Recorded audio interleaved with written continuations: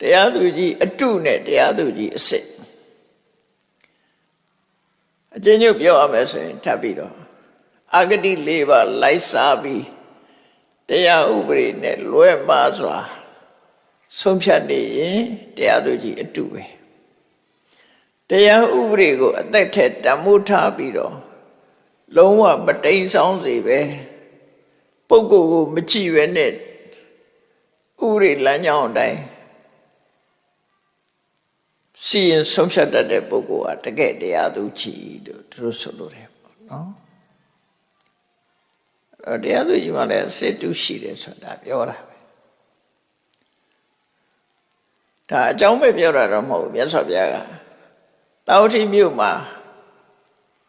ဘုရင်ရဲ့တရားသူကြီးတွေတရားတော်မမှန်မကန်ဆုံးဖြတ်တာတွေနဲ့ပတ်သက်ပြီးတော့ဒီစံကိုသတ်မှတ်ပေးထားတာဒီလိုလို့ရင်သူတို့ကတရားသူကြီးခေါ်ပြီးမှလို့တရားသူကြီးအစစ်မဟုတ်ဘူးမခေါ်လိုက်ဘူးတရားသူကြီးတို့မတရားသူကြီးသာဖြစ်တယ်တရားသူကြီးမဖြစ်ဘူးအဲ့ဒါမြတ်စွာဘုရားကနေဟောပေးတယ်